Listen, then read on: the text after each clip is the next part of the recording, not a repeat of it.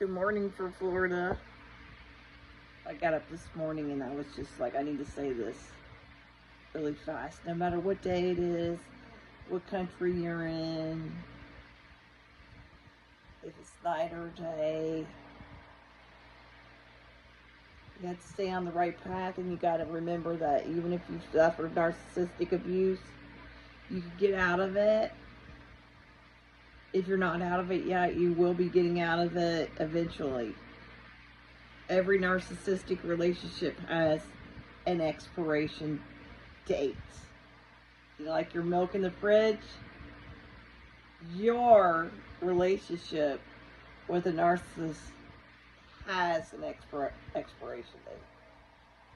Whether you don't want to end the relationship or not, it will be ended.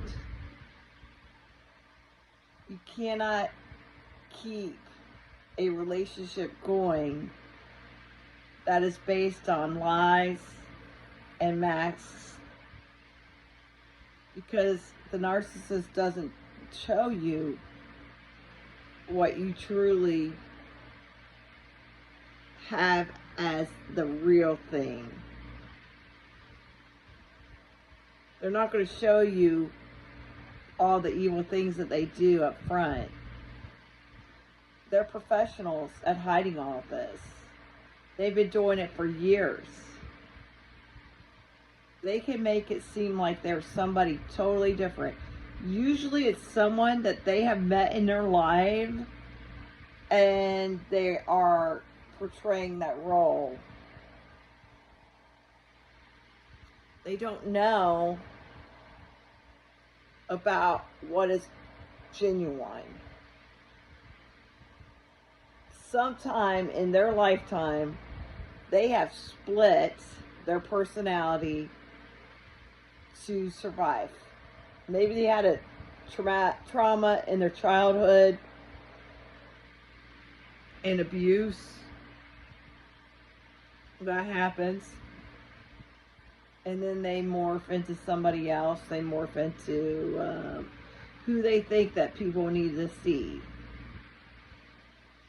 The one thing that narcissists can't stand is rejection. They want to be adored. They want to be idolized. They want to be the center of attention. And the biggest threat to a narcissist is a genuine person that is not fake, that has legitimate talents, that is a good person. That is a threat to a narcissist. If you have a skill that is exceptional, you're a creative person, you have ideas, you make things happen, the narcissist will totally dislike you, undermine you, and destroy you, but at the same time copycat you. They love to copycat. And a lot of times they'll morph into the personality that they copycat even after you leave. I know it's hard to believe, but someone could literally be in secret competition with you, but at the same time try to be like you.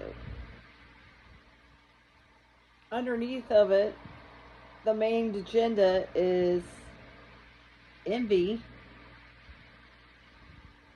They're very envious of you and your genuine behavior, and at the same time want to be like you. You're like the fuel for the fire, with the ideas and with people genuinely liking you. They become very jealous of you, and then they want to destroy. Sometimes they'll do it very secretly and whisper in ears and cause issues that way. Sometimes they will be very overt with you, and that is what you would see as a classic bully. And the only way you could deal with a bully is to go right up front in their face and be overt back. Myself, I'm a psychic empath. Narcissists love me. I see it as two sides of a coin. On one side, there's the empath, and on the other side, there's the narcissist. Both usually have endured trauma at an early childhood time, but they start doing behavior that is totally different, totally the opposite. As the empath becomes more sympathetic and empathetic to humanity, the narcissist will go and be unsympathetic and blame everyone around them and manipulate, calculate, and control. If I had $1 for every time I've seen a narcissist try to control the situation, it can be very, very subtle. It happens at work a lot, work situations. It could be that boss that always undermines you and takes your ideas, or just messes with you and gives someone that's not as talented as yourself raises, better hours, better, altogether at work environment, better behavior than what you're getting.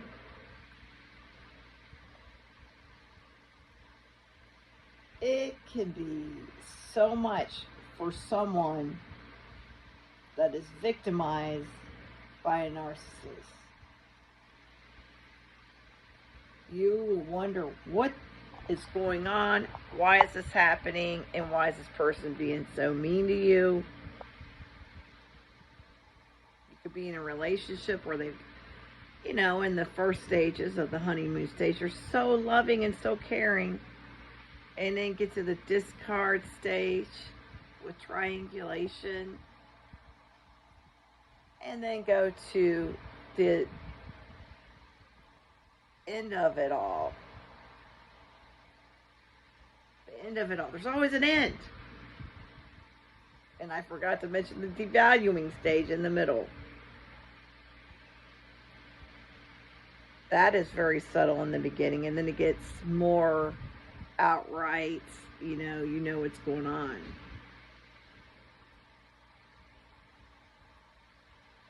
As a survivor of narcissistic abuse, I just wanted to let people know you're not stupid when this is happening to you. Even though they would love for you to feel that way, they're very, very good at what they do. They're a con artist. And when you see what they're doing and you find out what they're doing, it's heartbreaking, but it's the truth. They're really a manipulative, nasty person. And you'll find out later. You could have been putting in, as I say, your little prison sentence of time of many years with this person, and you have no idea what they are. No idea what they are, really. And you can also feel defeated, depressed, bamboozled. But as inevitably everyone knows,